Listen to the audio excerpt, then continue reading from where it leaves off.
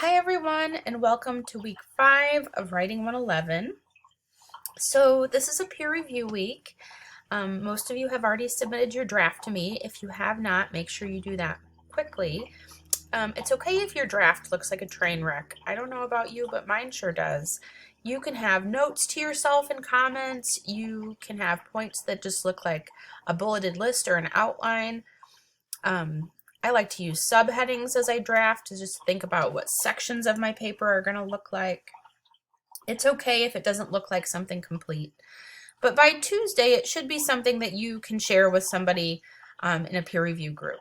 So make sure you submit that draft to me, and I will be busy today and tomorrow approving those drafts so that you can move forward.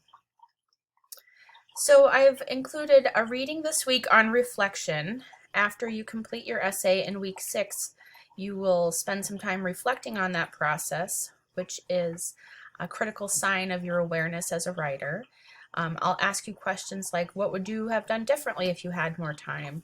And that gives you a chance to envision other possibilities outside the realm of possibilities within this short time frame.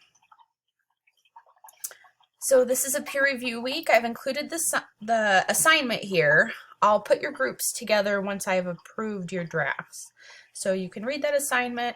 You'll have a little bit of time with your group members in class on Tuesday to get the ball rolling.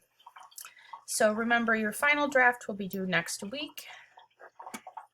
Also keep in mind that the writing process is really something that can benefit from lots of little tasks. So touch your draft many times. But for most people, long, concentrated efforts aren't very productive. So touch your draft a lot, and remember that we'll be in class together on Tuesday. Take care.